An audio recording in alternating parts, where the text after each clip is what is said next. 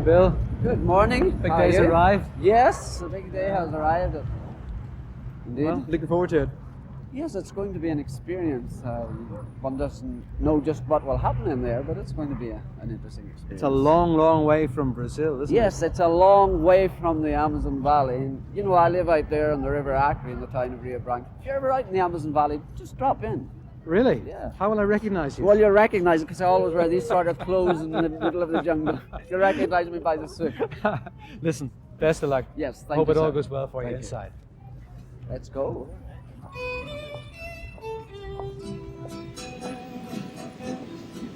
Hello. Hello. Can you on your passport, please? Thanks. Bye-bye.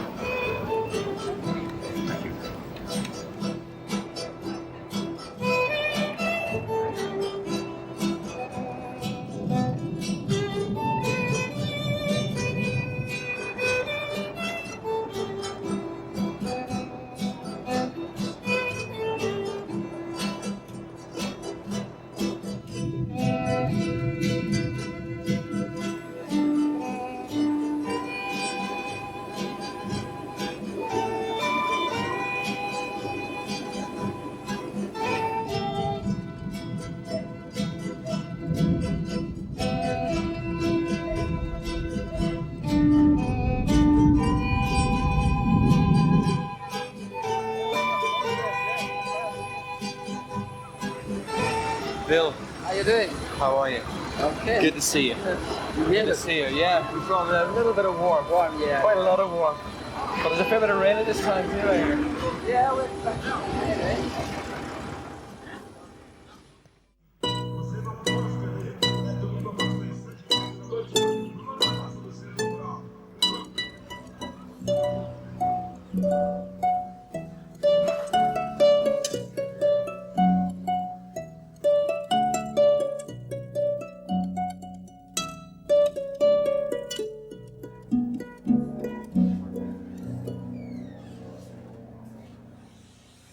From earliest times, leprosy has been a disease set apart from all others.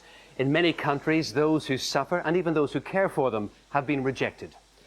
The enormous progress that has been made in medicine this century has, until recently, passed leprosy by. And the few who have devoted their lives to this disease have had to make do with limited staff and very little money. In this remote part of Brazil, bordering Bolivia and Peru, a pioneer missionary doctor from Belfast has been leading the fight for 20 years. This is his story.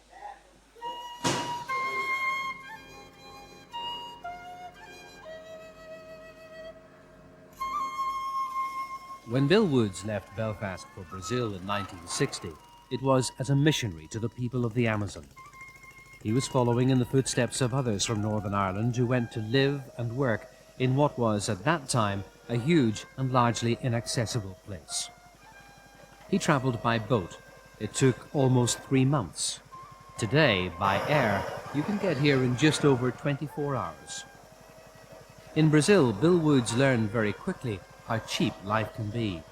He never set out to be a doctor, but within 2 years he was confronted by a plight which was to haunt him.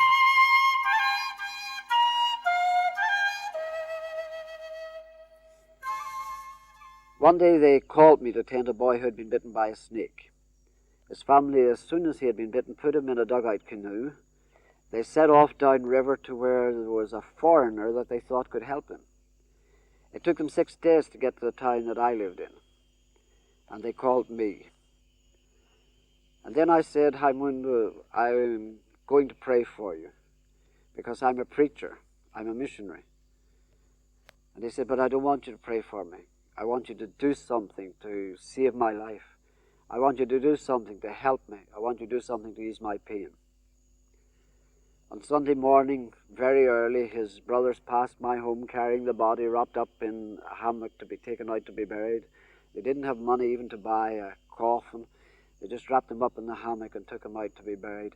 And those words came to me, do something to help me. But what could I do?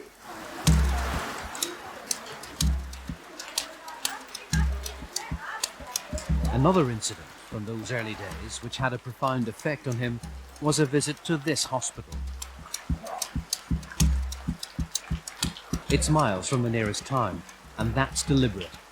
As a young missionary, he was appalled at the squalor which surrounded the patients. In 1963, I came to visit Rio Branco, and some friends suggested that I came out for a visit to the leprosy colony. In those days, it wasn't a hospital, it was a colony where people were isolated. And it took us about 6 hours to get here by bicycle. We carried the bicycle more than rode it because it was just a little track through the mud. And the hospital in those days was made of wooden buildings. There was no medical assistance. People were just left isolated from the rest of the community. And what impressed me was a young woman lying on the floor in terrible, excruciating pain because of nerve damage in her arm, neuritis in her arm. And I asked the other patients, where can we get some medicines for her? And they said, oh, there's no medicines here, there's no painkillers, there's nothing. And she'd just go on having that pain until the nerve has been completely destroyed. And it was a very traumatic effect. I was in my early 20s, and it had a very traumatic effect to see so many people facing disease, facing deformity, and facing pain and fever and infections, and no help, virtually no help whatsoever.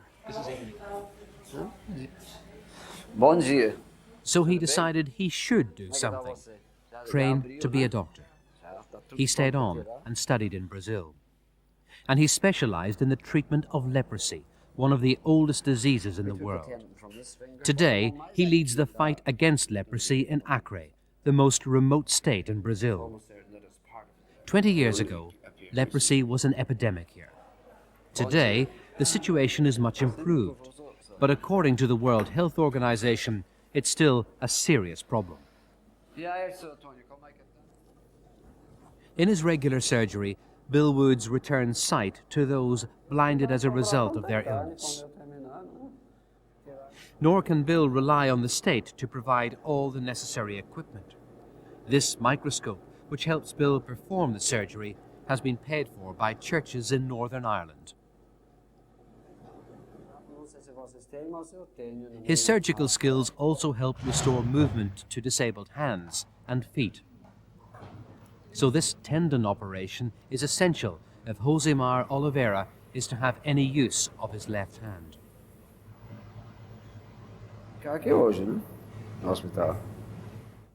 This corrective surgery is breathing new life into wasted limbs.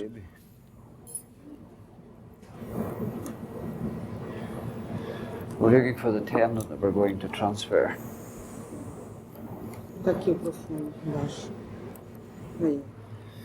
We've taken the superficial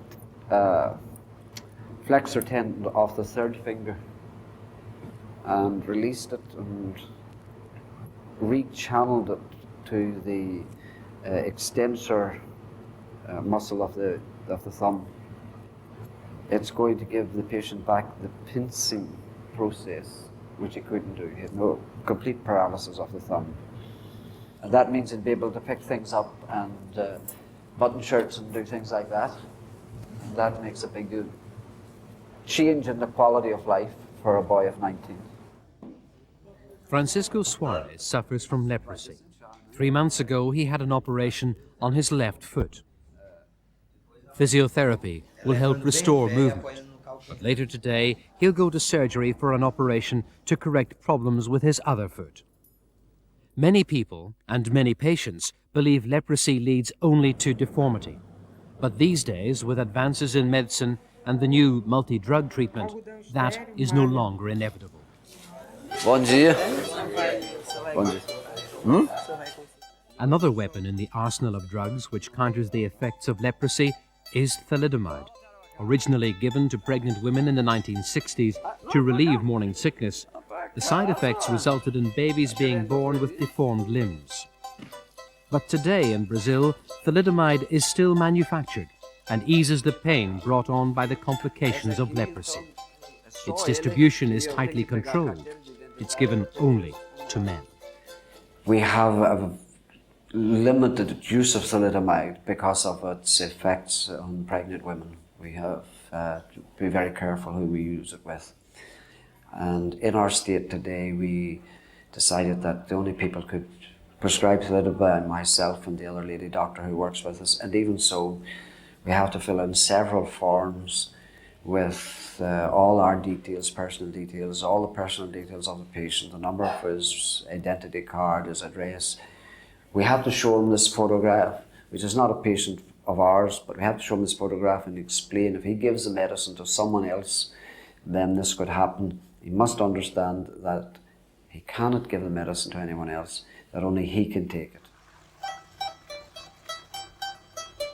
If you must go out of town, you have to get used to the idea that travel in this part of Brazil is difficult. It's so far off the beaten track that there's only one main road. Elsewhere, you have to take your chances with the mud. Much of Bill's work takes place in hospital, but most of his patients live in this vast jungle. And the job of finding new cases and starting treatment is carried on along the banks of the many rivers that flow into the Amazon. So for weeks at a time, he and his team live on a boat like this, traveling from village to village. Lunch is a quick stop at the side of the river. Cleaning the dishes afterwards is no trouble when you have an unlimited supply of water. But it doesn't take long for word to spread that the doctor's nearby, and he's called upon to dispense some advice. Sei. Eu fui contra. Eu fui lá em Rio Branco mesmo. Logo quando apareceu as manchas, eu fui lá. Deixa eu só explicar aqui para o meu amigo. Tá bom.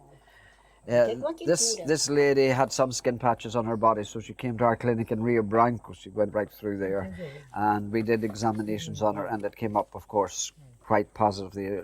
It very definitely a case of leprosy. She still has a skin patch which will take a long time to disappear. She complained that first of all with the medicine she went red and then she went black, because the medicine does colour the skin a very dark colour, and it takes a long time to disappear. This is a success story. This is a success story. She has no deformities, nothing. A simple little lady that lives here at the side of the river. If she hadn't got the medicine in time, and if the boy who travels on the boat hadn't come here every month to leave the medicine with her, then she might have been like the people that we saw in the old hospital. Mostra aqui a mancha. Aba, aí eu me assombrei. Mas isso era a mancha. Foi sim. Aí quando Very eu pouquinho.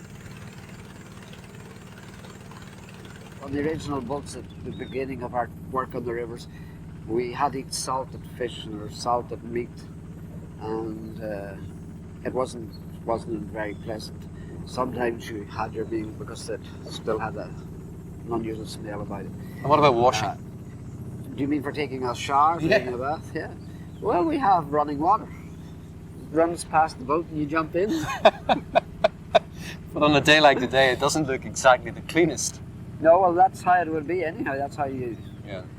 do. And you take a bar of soap in with you. You take a bar of soap, and you hope you don't drop it, because you're probably standing in the water with your ankles deep in mud underneath, and hoping a piranha fish doesn't take a bite out of your toe, or you don't stand on a stingray. You're really serious about this? Oh yes. For those who travel with Bill, the boat is not just a means of transport. It also becomes a mobile home to the team. Crowded, it may be, but it's a safe bed for the night.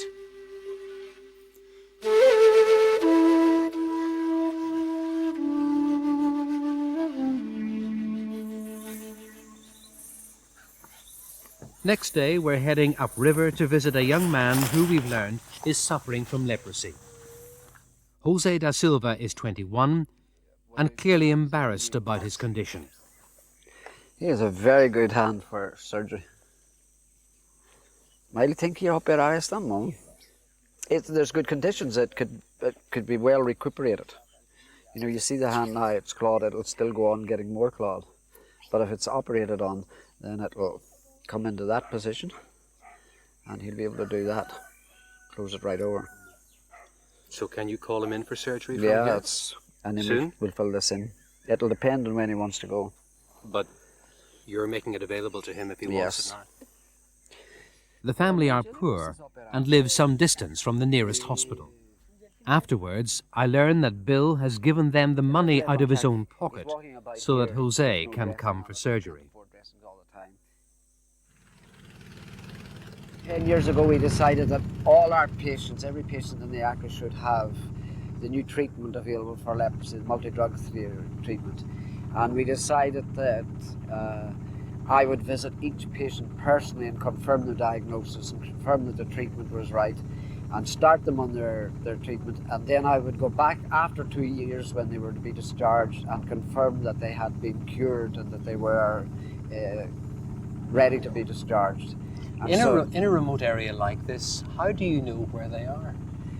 Well, first of all, we did research is where we went up to the headwaters of the river, and then we come down and we stopped at every house along the river.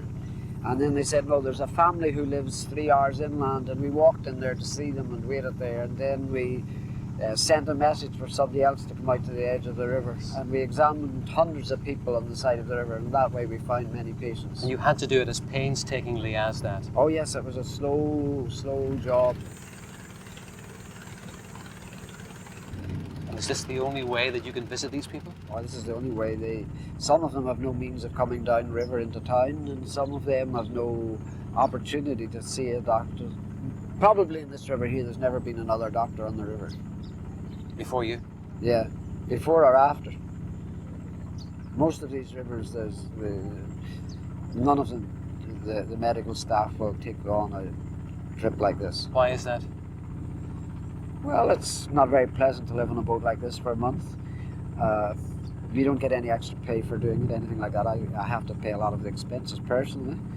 And who would do it? You say that nobody has done it before you, and most likely nobody will do it after you, so why do you do it? Well, I'm committed to eradicating leprosy from the state for the year 2000. This is the only way to do it, to get to the patients.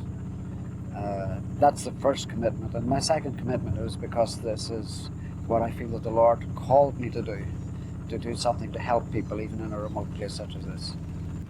And what do you get out of it? Well, I get malaria and typhoid fever and this sort of thing. That's not exactly what I had in mind. But, well, you get out of it the satisfaction that you have helped somebody. Maybe you've helped somebody who had a skin patch. If it wasn't treated, they'd become deformed. And you've had the opportunity to help them to be cured of a disease such as leprosy. You get the satisfaction of doing what you feel you ought to do. This is the hospital where Bill Woods was first confronted by leprosy more than 30 years ago. In those days, there were over 400 patients here. Today, it's home to 60 people who have nowhere else to go. Rejected by their families because they've been seriously disfigured, they are now cured. But they still suffer from complications needing constant attention. Today, Bill is visiting Fatima. Her mother also had extensive leprosy, which left her limbs, her legs and her arms and her hands, of course, with complete anaesthesia. She didn't feel anything. In the meantime, her mother's eyesight had gone down through cataract. The town flooded very badly where she lived. And of course, when the town floods and everywhere around is flooded, the ants and the rats and the cockroaches seek to flee from the water that's rising and that's sweeping around the streets, and invaded her home. She couldn't see them, and when they started crawling up her legs, she couldn't feel them. And of course, the ants then had a real feast on this aged lady's legs. She didn't feel, she couldn't see. When eventually they found her and sent her into hospital to us, it was like a third-degree burn, an extensive third-degree burn where the flesh had gone, and she just didn't recover. We tried to save her life, but it was too late. 20 years ago, leprosy was a condemnation, segregating sufferers from the rest of society. It almost certainly meant they'd become deformed. Today, with advances in medicine and public education, that has changed. Though you wouldn't think it, Socorro Pereira suffers from the disease. It was caught in time, and she's undergone treatment for 5 years. Today, she's been given her final results. It's the news she wants to hear. She's clear of leprosy. And more good news. Jose da Silva, whom we met upriver 3 days previously, has come to hospital. He'll have his operation as soon as possible. Bill Woods has dedicated his working life to the eradication of leprosy in this part of Brazil. It's been acknowledged at the highest level. The former Secretary of Health in ACRE is now the Speaker of the State Assembly. People like to call William as a father of Hansen's disease patient or leprosy patients because of this great work he has made in this region of Brazil. The Irish people came here to help us. It's election year in Brazil. Campaigning has begun already, even though they don't go to the polls until October. 37-year-old Sergio Pedicon is seeking re-election, but what people don't know is that 20 years ago he was treated by Bill Woods. Because of the stigma, he can't admit to having had leprosy, as his political opponents would use it against him. Eu não sei como seria ser trabalho dele. I've been in politics for 3 years, but I knew Bill Woods before that. I've heard a lot of people talk about him. He helps the poor, and I can't imagine what life would be like for them if he wasn't here. He doesn't seek publicity, and you only see the results after the work's been done. I owe him a lot, because he's been so helpful to me. Some years ago I had a problem, and now I can hold my head high in this society. How do you think you'll be remembered for the work that you have done here? I probably won't. Really? Yeah. Despite all that you have done and the programs that you have led over the years and the changes that have been made to people's lives? I'm not really interested in how I'm remembered. I'm more interested in seeing people healed of their disease and making sure that they're well. Why remember me if I just done my day's job of work? Meanwhile, Bill Woods continues his river journeys, seeking out people in need of help. He does not labour in vain. Because he preaches a theology of action, sufferers are no longer faced with a life sentence of disfigurement and disability. He doesn't do it for the glory, but word of Bill's work here in the Amazon region has reached Buckingham Palace. Now, it's Dr. Bill Woods, OBE. Congratulations. Thank you, sir. How did it go? Oh, I think it all went very well, thank you. Very, very interesting. What did Her Majesty say to you? Well, she asked me what I was doing, and I said I was working with leprosy in Brazil. She said she was surprised that there was a leprosy problem in Brazil. And I told her that it was the second country in the world with the highest prevalence. And then she asked me how long I'd been there. And that was it. I told her 37 years. So. And this is the gong, is Yes, it? Let's this have a is- look at this it is now. the- Yeah. OBE. How about that? It's an honour that the work that we've been involved in has been honoured by the Queen. And of course, it's not only my work, but there are hundreds of people involved, both in Northern Ireland and in Brazil. And it's not an individual thing by any means. So what next? Is it back to Brazil Oh now? yes, back to Brazil again. Back to Brazil again.